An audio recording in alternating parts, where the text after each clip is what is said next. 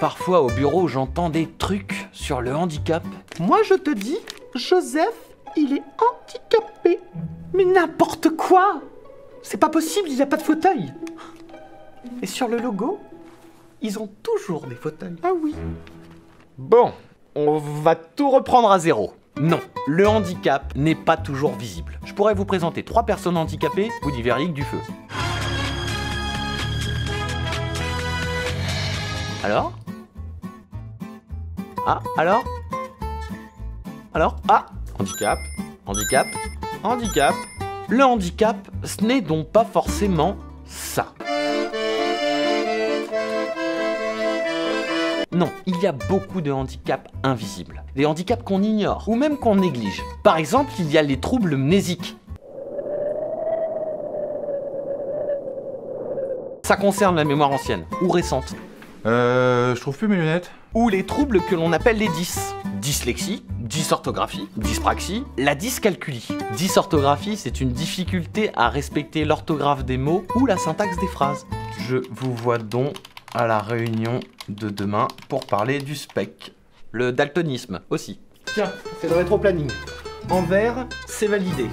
En rouge, c'est carrément impossible. Ça marche?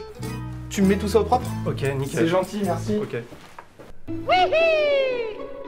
Alors pourquoi je vous parle de ça? Pour 2 choses. Certains troubles peuvent être déclarés comme handicap et vous donnent droit à des aides. Je trouve plus mon bureau. Et pour les managers et consultants, c'est l'occasion d'apprendre à ne pas juger trop rapidement un travailleur handicapé. Bah bravo! Ça part à 14 h comme tous les mardis. Mais j'ai rendez-vous à l'hôpital. C'est pour ma séance de radiothérapie. Ouais, bah je le savais. Je les connais. Ou par exemple, pour éviter à un manager d'envoyer tout seul, chez le client, un ingénieur ayant du mal à se situer dans l'espace. À la prochaine intersection, tournez à droite. À droite. À droite. Voilà.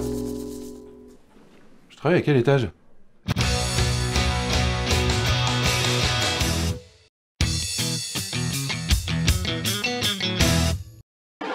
Bonjour à tous. L'objectif de cette présentation sera de vous faire découvrir le handicap sous toutes ses formes et plus particulièrement ce qu'on appelle le handicap invisible. Comme le montre cette première image, dans le handicap, il y a ce qu'on voit, le haut de l'iceberg, mais il y a également tout le reste, ce qui reste caché. Commençons tout d'abord le cheminement de notre réflexion par ces 2 phrases. Vous n'avez pas besoin d'être handicapé pour être différent, car nous sommes tous différents. Oui, nous sommes tous différents et nous avons tous des compétences dans certains domaines et des difficultés, voire des lacunes notables dans d'autres. Peut-être ne savez-vous pas réparer votre voiture, par exemple, lorsqu'elle tombe en panne, mais heureusement, vous avez un garagiste qui a toutes les compétences requises pour le faire.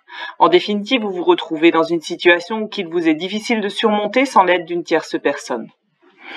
Le handicap n'est pas contagieux, l'ignorance oui. C'est le propre de l'homme d'avoir peur de ce qu'il ne connaît pas, et c'est pourquoi nous allons tâcher de répondre à toutes vos interrogations sur le sujet du handicap au travers de petites animations. Commençons par un jeu test. Vous allez voir défiler des photos de personnalités. Dans un premier temps, essayez d'identifier ces personnages publics. Ils sont tous porteurs d'un handicap. Connaissez-vous leur handicap? Voici le premier personnage. De qui s'agit-il? Vous l'aurez reconnu, c'est Mark Zuckerberg, le cofondateur et PDG de Facebook. Et il souffre d'autisme, une forme d'autisme particulière, l'autisme Asperger. Qui est cette jolie jeune femme? Il s'agit de Jessica Alba, qui est une actrice et qui souffre de TDAH, c'est-à-dire de troubles du déficit de l'attention avec hyperactivité. Là, vous avez un personnage public extrêmement célèbre. Il s'agit donc, vous l'aurez reconnu, de Lionel Messi, footballeur, qui est lui aussi autiste Asperger. Encore un personnage public français très connu qui souffre d'un handicap visible. Il s'agit de Jamel Debbouze, qui est acteur et humoriste et qui a perdu l'usage du membre supérieur droit lors d'un accident. Voici un personnage mondialement connu, un rappeur plus exactement, il s'agit de Lil Wayne et il souffre d'épilepsie. Ce personnage est décédé il y a quelques années. Il a été l'inventeur de Apple. Il s'agit de Steve Jobs. Et il souffrait de dyslexie.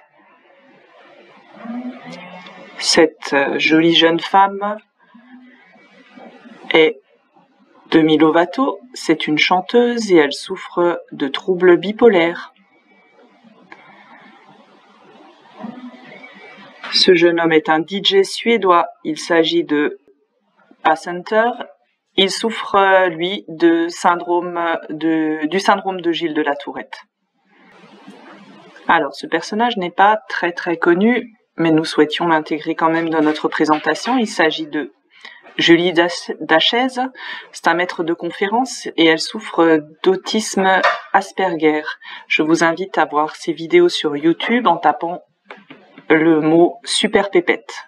Elle vous expliquera extrêmement bien l'autisme et l'autisme au quotidien. Ici, vous aurez reconnu le chanteur et acteur Justin Timberlake, qui souffre de TOC, c'est-à-dire de troubles obsessionnels compulsifs, et de troubles de la concentration. Ici, une Miss. Il s'agit de Sophie Vouzelot, qui est actrice et écrivaine, et qui est sourde et muette de naissance. Un grand cuisinier qui a gagné Top Chef. Il s'agit de Grégory Cuilleron, qui lui est né avec une agénésie de l'avant-bras gauche. Finalement, le handicap invisible, c'est quoi? C'est quelque chose qui ne se voit pas. Souvent, c'est quelqu'un qui ne veut rien dire ou montrer. Et parfois, c'est aussi quelque chose qu'on ne veut pas voir. Deuxième petit jeu test, qui porte lui plus sur les représentations du handicap. En France, sur 66 millions d'habitants, combien de personnes sont touchées par un handicap? 530 000, 5 millions, 12 millions ou 20 millions? En France, sur 66 millions d'habitants, il y a 12 millions de personnes qui sont touchées par un handicap. Quel est le pourcentage de personnes handicapées de naissance? 15, 25, 35 ou 45%? 15% de personnes sont touchées par le handicap dès la naissance. Toutes les autres personnes en situation de handicap acquièrent le handicap au cours de leur vie. Quel est le pourcentage de handicap invisible? 20%, 40%, 60%, 80%? 80% des personnes souffrent d'un handicap invisible. Ce qui veut dire que si vous vous retrouvez face à 10 personnes en situation de handicap, il y en aura 8 pour lesquelles vous ne verrez rien du tout. Sur l'ensemble de la population française porteur de handicap, combien sont en fauteuil roulant? Est-ce 3%, 20% ou 45%? 3% de la population française porteuse de handicap est en fauteuil roulant. Seulement 3%. Et pourtant, lorsqu'on regarde le logo des personnes en situation de handicap, c'est bien un logo fauteuil roulant que vous avez. Parmi les personnes suivantes, lesquelles peuvent bénéficier de la RQTH, reconnaissance en qualité de travailleur handicapé? Est-ce qu'une coiffeuse allergique aux produits colorants peut en bénéficier? Une secrétaire souffrant de diabète? Un comptable qui présente un problème de vision? Ou toutes ces personnes? Effectivement, c'est bien toutes ces personnes qui peuvent bénéficier d'une RQTH. À partir du moment où vous n'êtes plus apte à exercer votre ancien métier, vous pouvez être en situation de handicap. La coiffeuse allergique aux produits colorants ne pourra plus coiffer ses clientes. La secrétaire qui souffre de diabète peut à un moment donné souffrir d'une hypoesthésie des doigts, peut souffrir de dépôts au niveau des yeux qui l'empêchera de pouvoir visionner correctement son écran. Idem pour le comptable. Une personne ayant du mal à s'exprimer est handicapée mentale, c'est vrai ou faux? Bien entendu, c'est faux. C'est pas parce que vous avez des difficultés d'élocution que forcément vous êtes handicapé mental. Vous remarquez à travers ce petit jeu test, en définitive, que les situations de handicap sont multiforme et que vous pouvez être diabétique, dyslexique, malentendant, avoir des troubles de l'élocution, être malvoyant, être épileptique et être dans une forme de handicap. Si vous êtes lycéen, que vous avez déjà un diplôme, vers quelle formation pouvez-vous vous diriger? Si vous avez déjà un métier, quelle reconversion est possible pour vous? C'est pas parce que vous êtes en situation de handicap que vous ne pouvez pas réaliser un autre métier, voire même un rêve professionnel, et notamment dans les métiers du soin. Être en situation de handicap et faire un métier dans le domaine du soin, c'est possible. Voici le panel des formations possibles dans les centres qui vont vous accompagner.